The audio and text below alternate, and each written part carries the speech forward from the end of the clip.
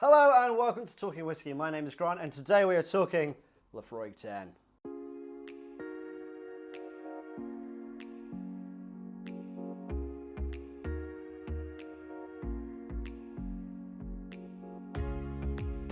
So Laphroaig is an Islay distillery located off the shore of Scotland, and they were first founded in 1812 and they are located in Port Ellen on Islay.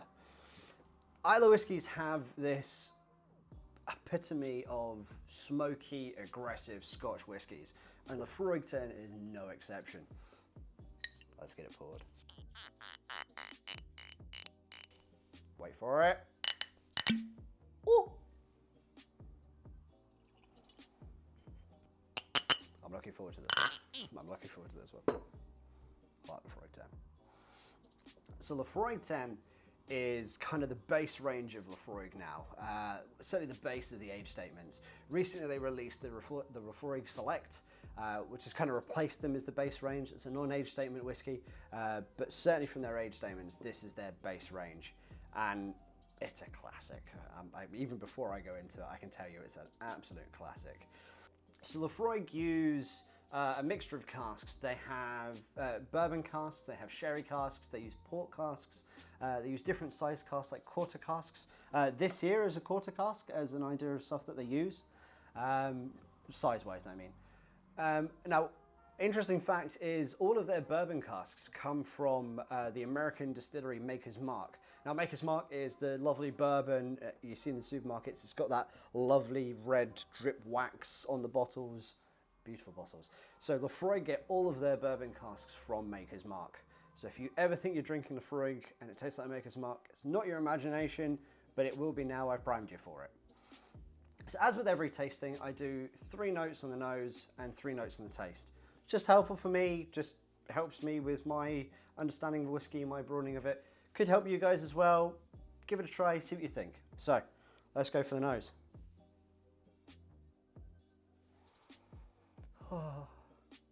Okay, so immediately you've got this big punch of peat smoke going on.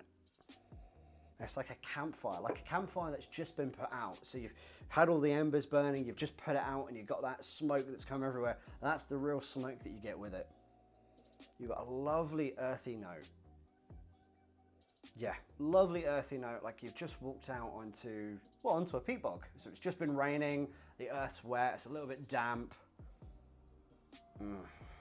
Real rich earthy notes in there. And this is gonna sound weird, TCP, iodine. So got a real iodine note in there as well. Got a little bit of sea salt in there kind of going on too. Okay, if you're not into aggressive whiskey, this might give you a little bit of a spanking. If you are, this is right up your alley.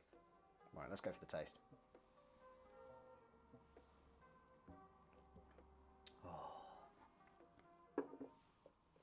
Laphroaig 10. Oh, love Laphroaig 10. So you've got that real rich earthy note on the taste. That lovely peat smoke in there as well. Kind of wells up as peat smoke. So you get it right on the hit and it wells up more and more and more. You've got that iodine note in there, that TCP note. I just realized all these notes that I'm giving you, they're not really that appealing. But believe me, it's good. So you got this lovely earthy note on the taste. You've got this real beautiful, rich, kind of a light smoke going on. But the overall effect is kind of rich. In terms of most scotches, it's kind of rich, kind of a rich thing going on here. Oh yeah, and there's a little bit of coming back to the smell. There's a little bit of a like a light floral note. Like the flower I always want to say is jasmine. It's not, I have no idea why, that's just what I always want to say. But it's like a real kind of, like a light, flowery, pretty, almost white wine. Underneath all of the TCP, the earth and the smoke, it is there. Once you kind of acclimatise to Islay scotches, where you've got that peat going on, you can pick out some of these more delicate, intricate little notes in there. And that's one of the ones I get off of this.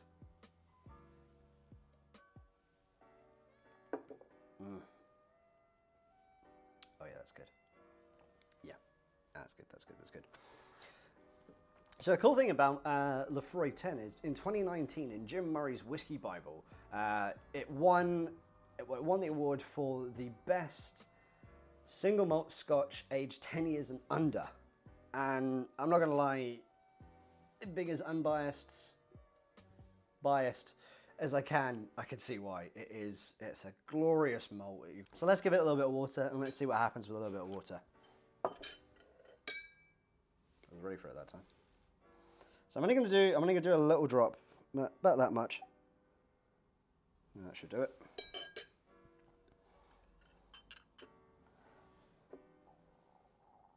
Do you know what, you can't see it, but I can. I can already see all the oils kind of coming up on the top of the glass. Oh, okay. That is just ramped up all the peat smoke. Oh, big time, ramped up the peat smoke. Earthy note's been ramped up as well. The TCP, that kind of iodine note's been died down a wee bit. Now it's just pure campfire, earth, beautifulness. Actually, do you know what it is? You know how I said it was the campfire with the ashes that you just put out? Now with the water in it, it's like you've put water on the fire to douse it out. So you get that water kind of wet smoke smell. That doesn't sound appealing either. I mean, it is to me, but it doesn't sound it, does it? Anyway, I think it's good. Oh yeah. Oh yeah. And actually you've still got a little bit of that kind of real light, pretty floral note in there as well. You have to go hunting for it, but it is there. Oh yeah. Oh yeah. So that same, almost identical in the taste and the smell when you've had the water. That peat smoke is absolutely punched up to the top. A lovely earthy note is there as well. The iodine's been brought down a tiny bit. It's definitely got more aggressive. This is one of these whiskies where you've got a lot of oil in the whiskey, so when you add the water, oil comes to the top. It's definitely made it more aggressive.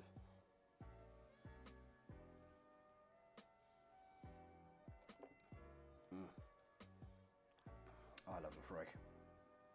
I must admit, for years, my whiskies were, you know, like Glendronach's, you've got the Aberlour here, you've got, where else have I got? Monkey Shoulder, so kind of, Glenmorangie, so kind of real nice, sweet, approachable whiskey. So for years, I could not touch peat, couldn't stand it, just couldn't stand it.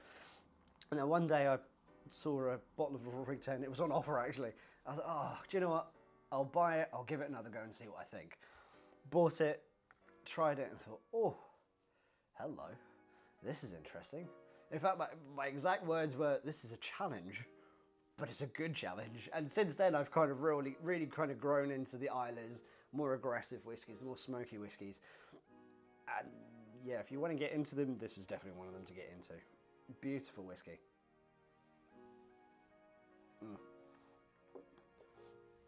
I could sit here with you guys for hours talking about this one. I hope you know, because I'm gonna. You ready? Start the clock.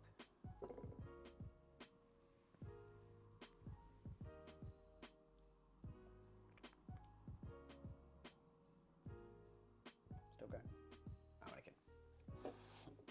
Yeah. Yeah. I love Laphroaig. I think it's an absolutely outstanding whiskey. Yeah. Yeah, that's round up. Okay. I think Laphroaig is a good one. I think if you're into the aggressive kind of whiskies, it's definitely up that profile there for you. You've got that smoke note going on.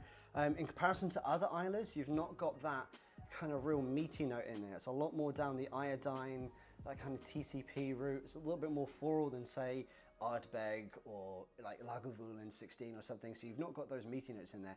I think it's really good. I think that iodine note in there is absolutely gorgeous.